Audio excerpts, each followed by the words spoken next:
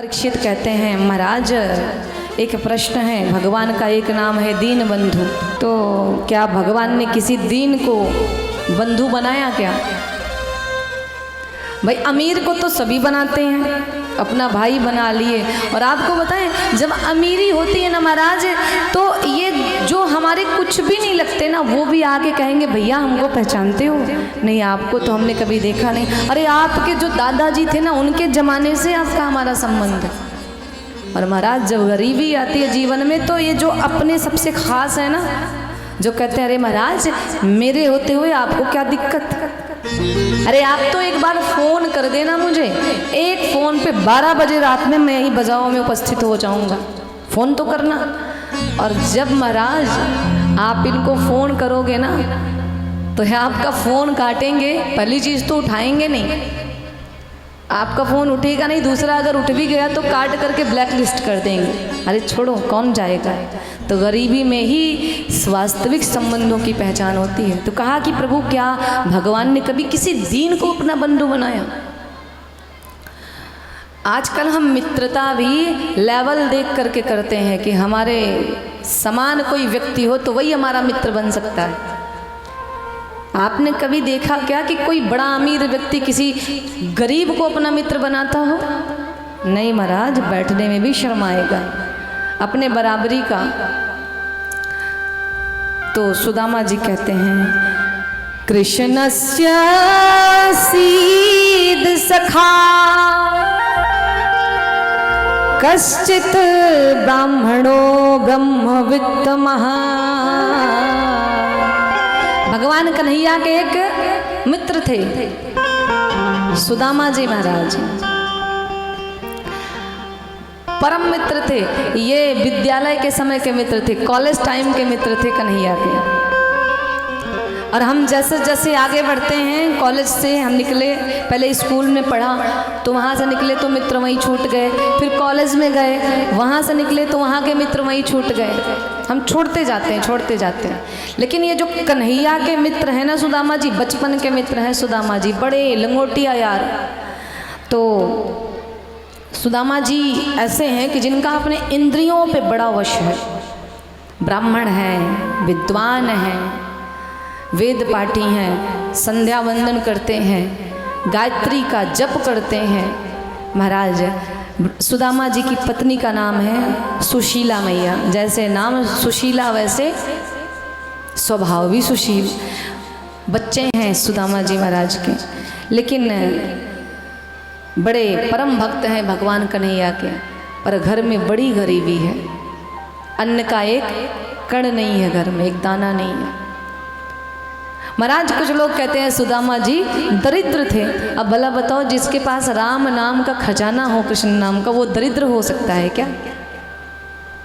इसलिए जब कोई कहे ना कि दरिद्र थे तो तुरंत उसका जाके मुंह नोच लो।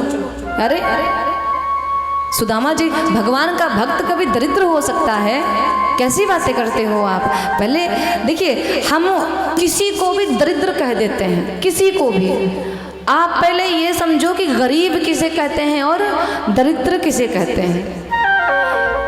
एक करोड़पति व्यक्ति को हम दरिद्र कह सकते हैं, लेकिन एक गरीब को हमें अधिकार नहीं कि हम उसे दरिद्र कहें। जिसके पास होते हुए भी वो तंगी में अपना जीवन व्यतीत करे, बैंक बैलेंस अच्छा खासा बना के रखा है, लेकिन 1 रुपया निकालेगा नहीं उसमें से। क्यों निकाल लूँगा तो मेरा कम हो जाएगा। बच्चे भूखे मर रहे हैं और चकाचक बैंक में पैसे पड़े हैं, अरे नहीं अभी नहीं निकालूंगा। घर में सब्जी उसी दिन आती है जिस दिन कोई बाहर का व्यक्ति आएगा, वो भी सोच समझ के लाएगा, बाजार में जो सबसे सस्ती मिल रही होगी, नहीं तो चटनी रोटी खा के जीवन बिताए। ऐसे को हम दरिद्र कह सकते हैं, लेकिन महाराज किसी गरीब को हम दरिद्र कहें, ये हमारा अधिकार नहीं। गरीब कभी दरिद्र नहीं हो सकता। जो होते हुए भी भोग ना करे वो दरिद्र है इस पृथ्वी पे, वो मनुष्य नहीं है महाराज। भगवान ने सब कुछ दिया, उसके बाद भी आप रो रहे हो, तो आपसे बड़ा दरिद्र कौन? और आपको बताऊं, बहुत मैं अक्सर सबके मुंह से सुनती हूँ, बड़े बड़े धनवान, भगवान ने सब कुछ दिया है, परिवार सुंदर दिया, व्यापार सुंदर दिया, फिर भी कहते हैं अरे महाराज मैं तो गरीब हूँ। भगवान न करे कि गरीबी का कभी आपको दर्शन भी करना पड़े। अरे आप तो धन्यवाद दो महाराज कि कृपा है भगवान की। गरीबी क्या होती है आप कल्पना भी नहीं कर सकते। वो तो उससे पूछो जिसने अपनी गरीबी के दिन बिताए हों, उससे जाके पूछो कि गरीबी क्या होती है, वो विवशता क्या होती है। और मैं तो मेरे ठाकुर से यही कहूँगी कि हे ठाकुर ऐसे कृपा करना कि बजावा गांव का एक भी व्यक्ति गरीब ना रहे, सब अमीर रहें, सबके यहाँ दाल रोटी चलती रहे, सब दिव्य बने रहें। क्योंकि संसार में सबसे अगर कोई बुरी चीज़ है तो वो है गरीबी। सम्मानित व्यक्ति को भी अपमानित कराती है ये गरीबी महाराज। आज सुदामा जी के यहाँ इतनी गरीबी है कि आज घर में कई कई दिनों से चूल्हा नहीं जला, बच्चे भूखे हैं, पत्नी भूखी है, सुदामा जी महाराज भूखे हैं, लेकिन फिर भी हरे कृष्ण हरे कृष्ण हरे कृष्ण कर रहे हैं, बैठे नाम जप शुरू है। और सुदामा जी महाराज इतने स्वाभिमानी व्यक्ति कि भगवान से कुछ मांगते नहीं। हम एक भक्ति करते हैं ना तो हम भगवान से उसके बदले में बहुत सारी चीज़ों को मांग लेते हैं कि भगवान सुख संपत्ति दे देना, सुख संपत्ति घर आवे, कष्ट मिटे तन का, बहुत सारी चीज़ें मांगते हैं। लेकिन सुदामा जी भगवान के परम भक्त, पर उन्होंने अपनी भक्ति के बदले में कभी भगवान से कुछ मांगा नहीं है। महाराज सुदामा जी कहते हैं कि 2 सूत्र जीवन में हमेशा हमें धारण करना चाहिए। ध्यान से सुनिएगा कि वो 2 सूत्र क्या हैं। जीवन में स्वाभिमान को कभी जाने मत देना। आपके सामने कैसी भी कोई भी स्थिति क्यों ना आ जाए, स्वाभिमान को कभी मरने मत देना अपने भीतर का। क्योंकि यदि आपका स्वाभिमान मर गया तो आप भी जीवित नहीं बचे।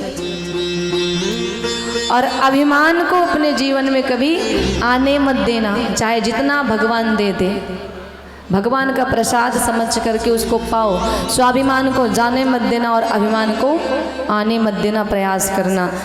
महाराज आज कई कई दिन बीत गए, सुदामा जी के चूल्हे में आग नहीं जली, बच्चे परेशान भूखे, और सुदामा जी की जो पत्नी है वो भी बैठी हैं। आज बच्चे इतने भूख से तड़प रहे हैं कि सुदामा जी महाराज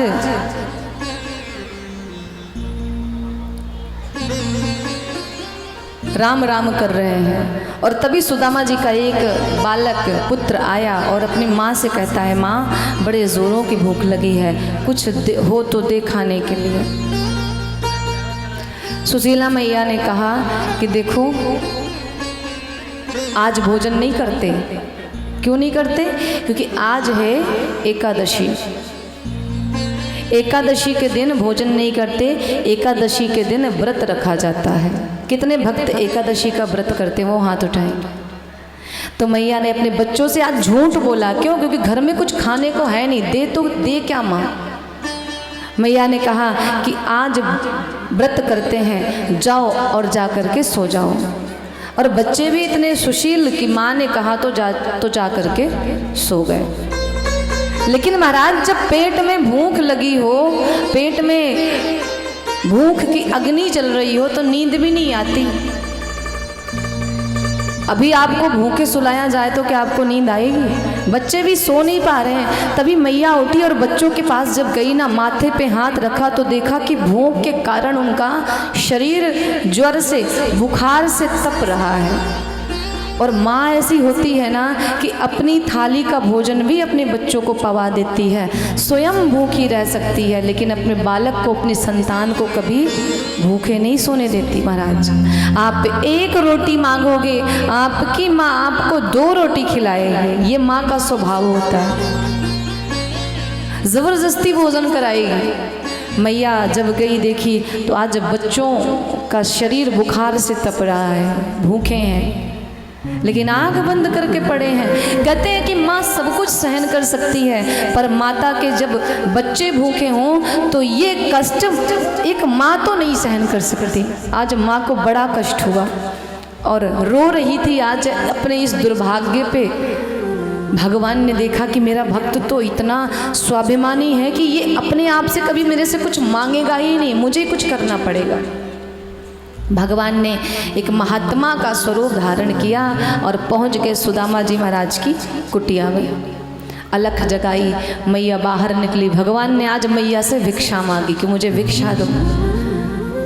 माँ के नेत्रों से जो अभी तक धैर्य उसने धारण किया था ना, अभी आज जब महात्मा जी ने भिक्षा की बात करी वो धैर्य टूट गया। और माँ ने कहा, नाथ अगर आज मेरे घर में अन्न का एक टुकड़ा भी होता ना तो मैं उसको भी लाके आपकी झोली में डाल देती। विवशता तो यही है, आज हफ्तों से मेरे बालक भूखे रो रहे हैं, मेरे घर में अन्न का एक कण नहीं है। महाराज महात्मा जी ने कहा कि आपके घर की ऐसी स्थिति, ये तो संभव नहीं। क्यों? क्योंकि आपके जो पति हैं वो तो द्वारिकाधीश के परम मित्र हैं, और जो द्वारिकाधीश का मित्र है उसके घर में अन्न का एक टुकड़ा ना हो, ऐसा तो हो नहीं सकता। महाराज जब इस प्रकार की बात की है ना तो मैया ने कहा कि स्थिति तो यही है। और आज मैया स्तब्ध थी, क्योंकि सुदामा जी महाराज ने आज तक कभी ये माता को नहीं बताया, सुशीला मैया को, कि भगवान श्री कृष्ण मेरे मित्र हैं। क्या सत्य में कन्हैया मेरे पति के स्वामी के मित्र हैं? तो भगवान कहते हैं एक बार जा कर के अपने पति से ही पूछो। मैया गई और जा कर के सुदामा जी के पास बैठी और हाथ जोड़ के कहती है, एक प्रश्न था मेरे मन में, यदि आप कहो तो पूछो। सुदामा जी ने कहा पूछो। मैया ने कहा, क्या आप के मित्र हैं द्वारिकाधीश? सुदामा जी के नेत्रों से झरझर अश्रु गिरने लगा और कहते हैं कि क्या बात कह दी। अरे मेरा मित्र नहीं, मेरा तो वो लंगोटिया यार है, मेरे बचपन का सखा है मेरा कन्हैया। तो मैया ने कहा कि आपने मुझे कभी बताया नहीं। तो कन्हैया तो सुदामा जी कहते हैं, आपने कभी पूछा नहीं तो हमने बताया नहीं, कभी ऐसी कोई बात ही नहीं हुई। आज क्या हुआ कि मैया ने आज एक प्रश्न किया। मैया ने कहा, क्या आपके मन में कभी अपने बचपन के मित्र से मिलने की इच्छा नहीं होती? सुदामा जी महाराज रोने लगे और कहते हैं, ऐसा कौन अभागा होगा इस संसार में जो कृष्ण से मिलना नहीं चाहेगा? अर्थात हम सभी मिलना चाहेंगे, लेकिन मैं विवश हूँ, क्या करूँ? कहते हैं कि कुछ स्थान ऐसे होते हैं जहाँ पे खाली हाथ नहीं जाया जाता। मित्र के घर हो गया, बहन बेटी के घर हो गया, भगवान की कथा हो गई, भगवान के मंदिर में जाते हैं, और गुरु के घर। ये 4 स्थान ऐसे हैं जहाँ पे कभी भी हमें खाली हाथ नहीं जाना चाहिए। जो भी तुलसी दल आपके घर में है लेके जाना चाहिए। और अपने घर में तो कुछ है ही नहीं जो मैं लेके जाऊँ, मैं कैसे जाऊँ अपने मित्र के यहाँ? मैया ने कहा, आप उसकी चिंता मत करो, मैं व्यवस्था बनाती हूँ। मेरे कहने से एक बार आप अपने मित्र से मिलने जाएं। सुदामा जी ने कहा, ठीक है। आज इतनी गरीबी है महाराज कि घर में अन्न का एक दाना नहीं है। मैया 2-4 घरों से मांग मांग करके लाती है चावल, और ला करके उसको अब चावल तो ले आई घरों से मांग के, अब उसको बांधे किस में? इतनी गरीबी कि घर में एक फटा पुराना वस्त्र भी नहीं। किसी प्रकार से व्यवस्था बनाती है। वस्त्र मिला तो वो भी कई स्थानों से फटा हुआ। इतनी गरीबी महाराज कि घर में सुई धागा नहीं है कि उससे वो सिलाई कर सके उन वस्त्रों की। और मैया रोते हुए भगवान से कहती है कि भगवान, हे ठाकुर, हे माधव, मैंने ये सुना है कि आप अंतर्यामी हो, और यदि आप अंतर्यामी हो तो एक चीज़ हमेशा ध्यान रखना, अपने भक्त को इतना भी गरीबी मत देना, इतना भी गरीब मत बनाना कि आपको भोग लगाने के लिए मुझे भीख मांगनी पड़े। महाराज इतना कहते हुए सुशीला जी उस चावल को बांधते हुए कन्हैया से कहती हैं, कन्हैया, मैं पढ़ी लिखी नहीं हूँ, मुझे पत्र लिखना नहीं आता, लेकिन कन्हैया मैंने सुना है कि तू अपने भक्तों के मन को पढ़ लेता है, उसकी भावनाओं को कोसों दूर रह कर के जान लेता है। मैं तेरे से इतना ही कहूँगी एक मास दुई पाख में दुई एकादशी हो, माधव मेरे भवन में नित्य एकादशी हो। एक महीने में आपकी एकादशी का व्रत 2 ही दिन आता है, लेकिन कन्हैया ये जो तेरा परिवार है ना, इस परिवार में मेरे पति मेरे बच्चों सहित मेरा अखंड एकादशी का व्रत चल रहा है, पारण नहीं हो रहा। कब कृपा होगी जो हम पूरा परिवार मिलकर के तेरे इस एकादशी के व्रत का पारण करेंगे। कुछ तो कृपा कर, कुछ तो दया कर। महाराज आज कन्हैया से इतना कहते हुए माता ने पोटली बांधी और सुदामा जी महाराज को पकड़ा दिया। अब हम सुदामा जी के शरीर का दर्शन करते हैं। प्रकांड विद्वान है, ब्राह्मण है, मस्तक पे तेज चमक रहा है। महाराज शरीर इतना पतला कि एक छोटा बालक भी सुदामा जी महाराज के शरीर की एक एक हड्डी को गिन ले।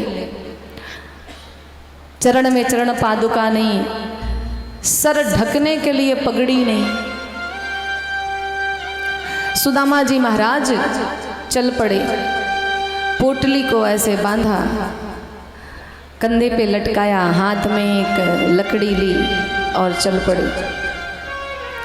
महाराज चले ना तो उनको ये नहीं पता कि द्वारिका है कहाँ। जाना था द्वारिका, पहुँच गए मथुरा, जाना था द्वारिका, पहुँच गए काशी, जाना था द्वारिका, पहुँच गए बद्री नारायण। भटकते भटकते और इतनी तेज धूप है, नीचे से पृथ्वी पे उनके चरण जल रहे हैं, ऊपर से उनका शीश जल रहा है। भूखे प्यासे चलते चलते सुदामा जी महाराज चले जा रहे हैं, भटकते भटकते। सुदामा जी महाराज चलते चलते परेशान हो गए।